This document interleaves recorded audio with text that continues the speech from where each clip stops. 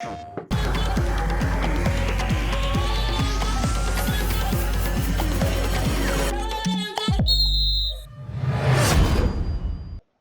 it going, everybody, and welcome to PlayStation's CrossBAR show, your home of everything FIFA related, whether it's Ultimate Team, Esports, or just the general world of football. We have got you covered over the next 20 minutes. As always, my name is Brandon Smith, and the man that's always joining me, whether it's to my left, to my right, to my top corner, or my left bottom corner, it's Richard Buckley. Richard, we're back again for another episode, and what a guest we have on today.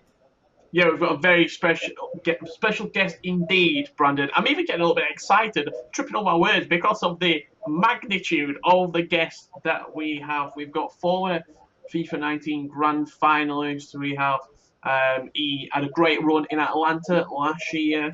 That was his coming out party, you've got to say. He's got a fascinating career, a fascinating life that we're going to delve into later into the show. We've got the one and only Tuga. Welcome to the show, my friend. How are you doing?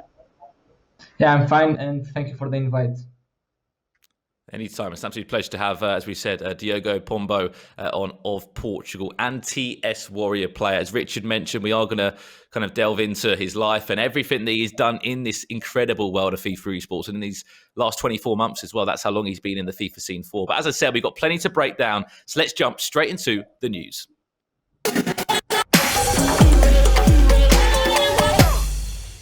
We're back again for more news that's been happening in the world of FIFA. As we know, the competitive scene has been suspended for now, but that doesn't mean that there aren't FIFA tournaments taking place. As we said, Rich, we've seen the E-Premier League holding an event. We saw the E-La Liga. We've seen the virtual Bundesliga. All of these have, of course, hosted home play events, stay at home, play FIFA with FIFA pros, with actual footballers as well, teaming up. And we're going to talk about the EMLS, aren't we? Because they've done exactly the same thing. We are indeed. They often say that New York is the city that never sleeps. Well, FIFA is the game that never rests, okay? The sort of EMLS tournament that we've seen has been taking place at the minute, and it was Atlanta United who came out victorious in the end. Them two players of Mr. Escobar and also, I mean, you can't really forget him, Paulo Neto. What a season he has had. You see there, Franco Escobar and Paulo Neto. Franco is the pro player, the professional footballer, and obviously Paulo Neto recently joined Atlanta United and has been outstanding in recent form.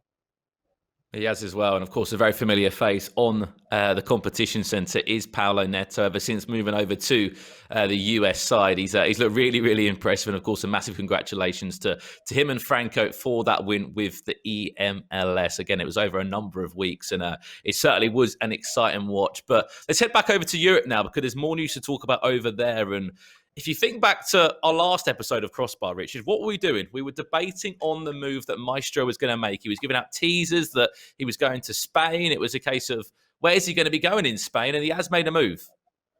He has indeed. I think I said Real Madrid for one of the potential teams that he could move to. In the end, it is Levante who have picked up the services of Maestro. And who else better to ask, Tuga? Maestro, what do you think to that move? He was in the Team Vitality, which we all know that is a great team in the esports scene.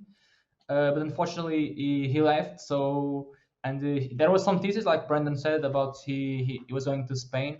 I probably thought that he was going to Falcons or Team Ducks, but he moved on to Levante, which is a great team which has two more amazing players, which are the Daniel Aguilar and Ranerista. I think that team now with Maestro is a really good team with a lot of potential, with two Spanish and one French players, and I think that team can bring a lot of good FIFA in this season, and for example next season, if they are joining the FIFA World Cup, E-Club World Cup, they can be a really tough team. As we've always said as well, Richard, and a lot of people here at the world of PlayStation, is that he's one of the most consistent PS4 players in terms of how good he is. He makes grand finals year after year, and you know he's on the same pedigree as the man below us now in Tuga and what he's able to achieve at major events. But that's one piece of news that's happened in Spain. There's been more news that's happened in Spain with Real Betis. They've partnered up with Cream Esports, and they're making a a bit of a statement in terms of the world of esports. Yeah, absolutely are, Brandon. It's great to see Real Betis coming into FIFA esports. I think one of the big things that we've always asked for is when teams are going to join the space, when football clubs are going to join the space, do it in the right way. Follow the likes of Ajax, follow the likes of Manchester City, who have invested money, who have built sort of infrastructures. And I think this partnership between Real Betis and Cream Esports is going right down that line. I think that it's going to be a team that is going to continue to grow and is going to be a force in FIFA esports. Yeah, well, we always knew they were playing in the La Liga, but now with partnering with Cream Esports, a great esports organisation there, they're going to be, competing in so many different games, as sort of, whether it's Fortnite, whether it's League of Legends, some of the biggest games in esports, Fortnite, Rainbow Six, CS. Go. The list goes on, but of course, we'll be keeping a close eye on the world of FIFA. There's one more bit of news to talk about this week, Richard. It's an exciting announcement that's coming here on the Competition Centre next month. We've had the PlayStation Challenger Series. We've now got the PlayStation Open Series, Richard Buckley. Yeah, it's an opportunity for anybody on PlayStation to sort of test yourself, put yourself up there and compete. You can find out more information. It's going to be rolling out very soon indeed. Me and Brandon are going to be involved, so we're going to be the ones commentating over the games if you do make it through to the final 8 players. There's going to be cash prizes, there's going to be in-game loot, and also avatars and other cool rewards that you can win.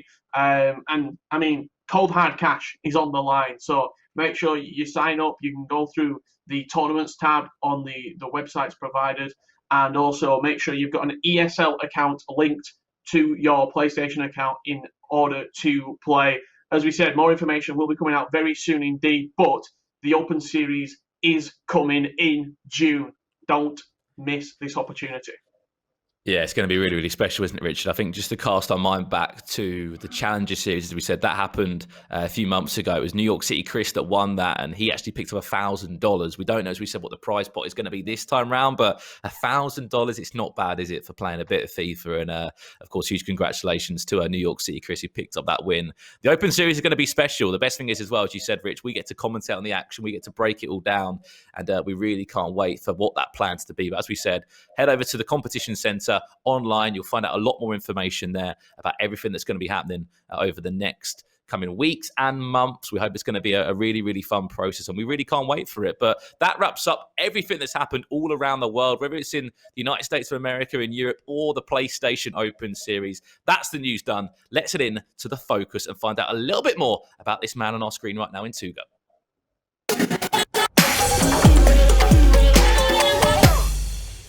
But where do we honestly start with this man? Diogo Pombo of TS Warrior player, a player that's been involved in competitive FIFA now for a few years, but it wasn't about how long he's been involved, Richard. It was about how he came onto the scene and the impact and the statement that he made last year in FIFA 19. Absolutely, yeah. I think we should start with Atlanta, Tuga. Talk to us about that experience. How did it feel to sort of come into the tournament and just blow the competition away?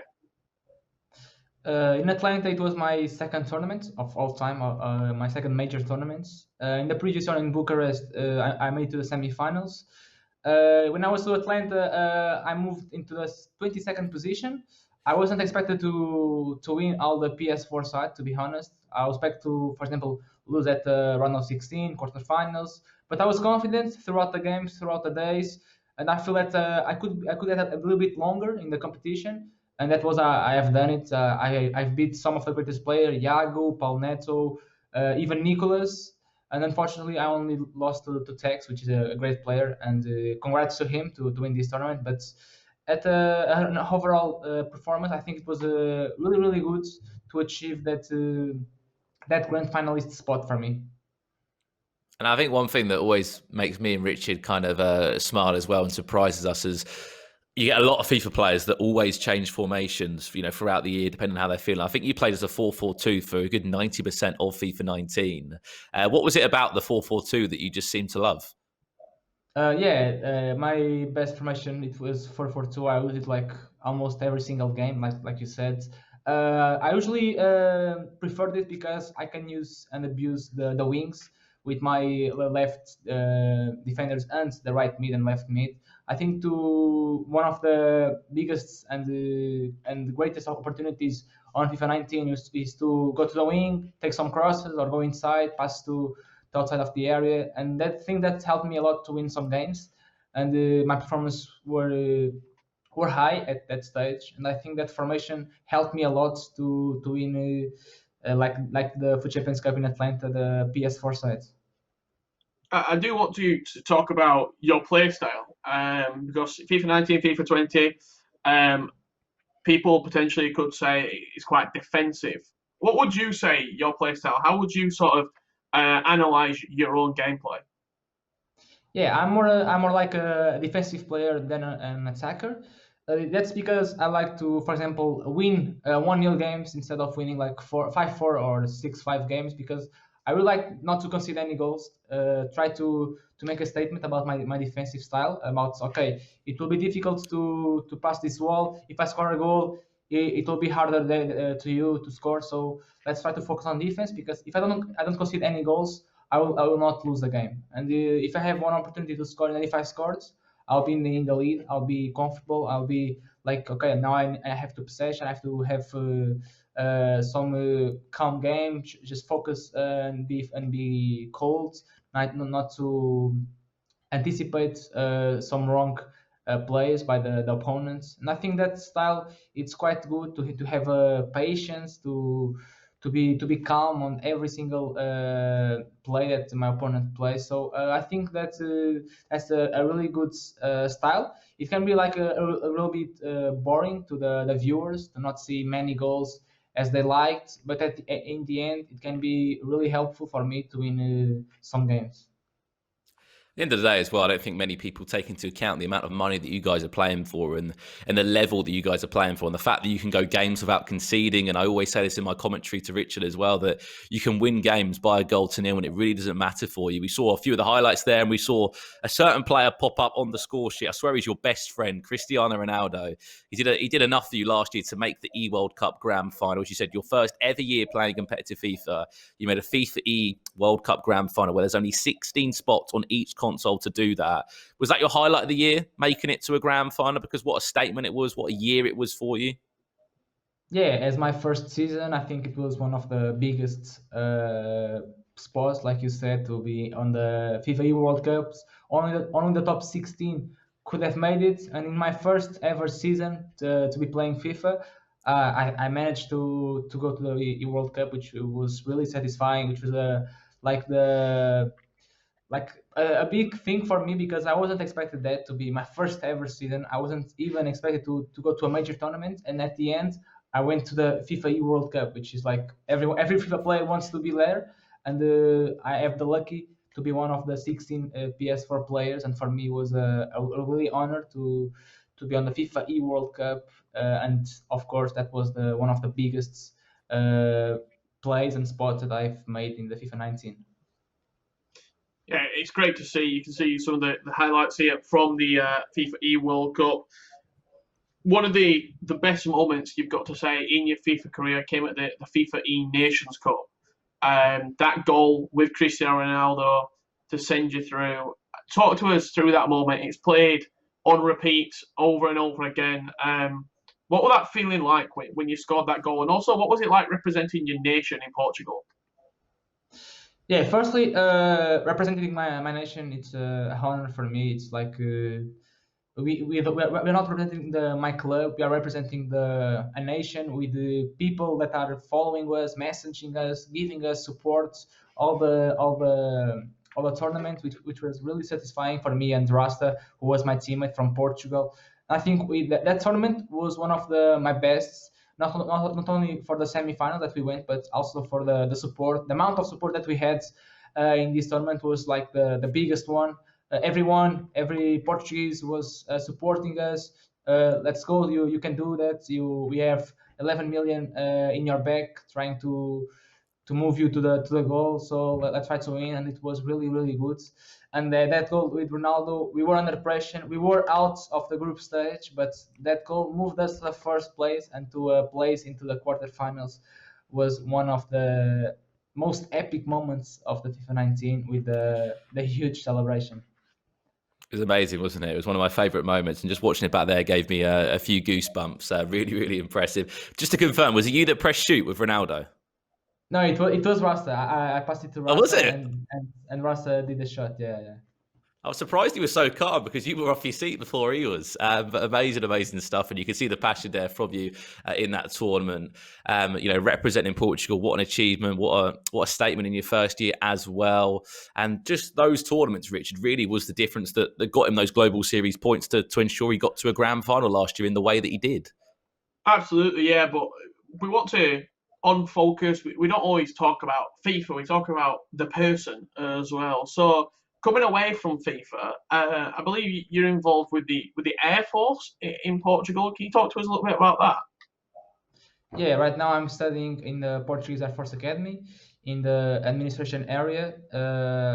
So yeah, I try to keep both things on, try to study as well in my free times to play FIFA, to try to be good at both sides. Last year I managed to do that really well. So I was studying while I was playing, and reaching the FIFA World Cup was I think was a positive thing to get the two things, and not just playing FIFA for me, because I think that we can play FIFA at full time, but it doesn't matter if we are playing a full time or part time, because if we really want to achieve one thing, with the effort, with the passion, with the everything we need, we'll get there, even though if we are doing another thing like studying or working. That's what I did last year. I managed to do both things. Now in this year, I'm doing the same. I'm trying to study as well as playing FIFA. It's happening again. I'm feeling good, and let's see what happens if there are more tournaments or no this year. I think what really impressed me as well, Tuga, it was last weekend where you went basically 6-0. So if people don't know at home, on weekend league, when you can get 30 wins maximum, and Tuga went 30-0 back-to-back weekends. So he's 6-0, has not lost a game. And then straight away the following day, I just see you on social media, and you're back to work, you're back studying, which is really, really impressive. How hard is it to balance the two? Because it must be so difficult. You play FIFA so much, you're playing in front of thousands of people, you're traveling all around the world with jet lag at times and issues, of course, more last year in FIFA 19. And you've got to switch on, and you've got to study, and you've got to balance lectures and university exams. How difficult is that? Because not many FIFA players have to deal with both. Yeah, it's really difficult because, like you said, sometimes, for example, when I came from the airplane, I got the jet lag, but I needed to turn the ship. We need to have two ships, one for the studies and one for the FIFA, and I need constantly to turn on and turn off one of the ships, and to only focus on the other one, because in that way, I think that's the only way to be successful. And if we are, for example, putting on the two ships, we are not focusing in one thing, and we are like not having the consideration that we need to have a good performance on the studies or on the FIFA. So I think we need to really focus on one thing at a time, to be successful and to achieve what we are going to see. And the last question from me, Tuga, your parents often come to a lot of FIFA events. Is that something that you asked for them to come to the events, or were they just coming to support you? Because now it seems as though they come with you everywhere, and it's almost like your good luck charm. Yeah, they like to support me. I like to be supported as well. Who doesn't, right? So yeah, they like to come as well as I ask them for sure. But they have a lot of passion for football, and they transposing that to FIFA, because both of my parents like to watch football, and therefore, yeah, it's quite different. But they like to watch my streams on Weekend League or some qualifiers, and they enjoy it. So they always or often come to tournaments to support, and it's really good to see that I've not only my parents but also my friends, my girlfriend supporting all the time, and it's quite satisfying for me, and it gives me more confidence and more energy to play and to win and to keep motivating me throughout the tournament. It's really good. Great I think I stuff. remember seeing them in the grand finals as well, too, with a Portuguese flag in the audience, going absolutely crazy for you. When was it when they realised how big this was in terms of how good you were, and you were travelling to America, to Romania, to London, to other places within Europe? When did they start to realise this wasn't just playing a video game? This is a massive, massive opportunity. For example, when I qualified for the first major to Bucharest, honestly, I didn't know how the system works. In FIFA 18, I didn't know that there was a pro competitive scene in FIFA. Only in FIFA 19, after getting some 30 and those on weekend league, Rasta came to me. Oh, there is a pro competitive scene. There is some qualifiers. Try to go to them, and I asked him how it works. He helped me to join the EA sites on the website to get in my account to be a verified player. And then I started to realize there was like a big thing in the pro scene. I started to follow some great players on Twitter, on Instagram, on social media to see what they are doing, what they are playing right now. And then was like I started to play the qualifiers after getting verified on the first week. I didn't go well on the first qualifiers because I have a cheapest team because I didn't put any money in FIFA 19. But after getting some top 100, I improved my team, trying to be the best team as possible in that time. Although it was like it was worse than the pro players. I managed to win the third qualifier to Bucharest. I remember playing against Yimi in the last round. He was playing with R9, Gullit, and I was there playing with Matuidi, Logos Costa. It was really fun because I had like a team which is not so good, but I managed to qualify it. And it was there that I knew that I take the big jump, not only playing in my house, but playing in a competitive scene in front of thousands of viewers of FIFA players. And in that moment, I realized that I made a huge step to not just playing video game like you said, Brandon, but moving on to a pro scene, which is really good. So would you say you qualified for events in FIFA 19 with pretty much a road to glory? Yeah, basically, yeah. I remember playing with Crazy. CR7 Gold, Matuidi, Douglas Costa, Marrez. I remember playing with these players, and it was so difficult because, for example, if the opponent goes to my box, it was a easy goal because they all have 99 finishing. While I'm playing with people who have 80 or 75, and it was really really tough. And I need to be like 200% with the concentration. So otherwise, I won't make it. But I make it, and it was really, really enjoyed moment. Amazing stuff, and I think we thank you as well for getting involved in the competition in terms of the PlayStation players as well that play FIFA esports to the level that they do. You've provided so much entertainment, and we've really enjoyed finding out more about you, your personal life, the job that you do, and some of the greatest moments that you've had since being involved in this esport. And that wraps up our focus period of this episode's Crossbar. We've got just a little bit more time left to head into our extra time segment.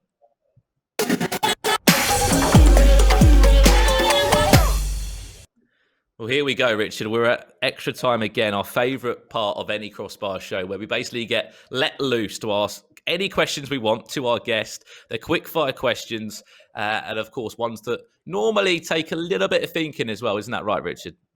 It is indeed. It's pretty much one or the other. So we're going to give you two options, and you try and you give us the answer, Tuga. So the first question: would you rather win a FIFA E Nations Cup with Portugal or the FIFA E Club World Cup with TS4 player? It's a tough decision, but probably I will choose the FIFA E Nations Cup because although I really enjoy my team, but my nation is like everything for me, and I would prefer the FIFA E Nations Cup. Interesting stuff. I think we've got to talk about this one, Richard. We'll stay in-game first. Who would you rather have in your team? Prime Eusebio or a team of the season, Cristiano Ronaldo? Team of the season, Cristiano.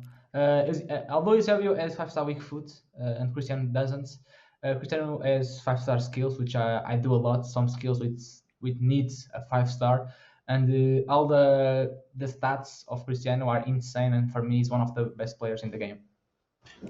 I imagine this is quite a straightforward question, but favourite player outside of FIFA in football? It's Cristiano for sure. I think that's the only option. I think we're just going to get a lot of Cristianos here. He's a massive fan of this guy. And you can fully understand why. Next question. What will happen first, Tuga? Will Portugal win the World Cup, or will you win the E-World Cup with representing Portugal? Probably Portugal win the World Cup because No. we are building a strong nation. Not only we won the Euro, we made a huge performance on the World Cup when France won. I think some players in the 20s year 21, 22 are really coming up to show their huge performance in the teams. I think Portugal is trying to build a really strong team, and let's see next year, unfortunately, in the Euro, if they are able to clutch, or in the World Cup, of course. And for me, I think it's difficult to win a World Cup. It will be really hard.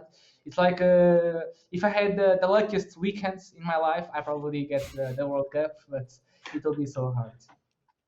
I've got a question for you. Who's the toughest PlayStation player that you've ever played against?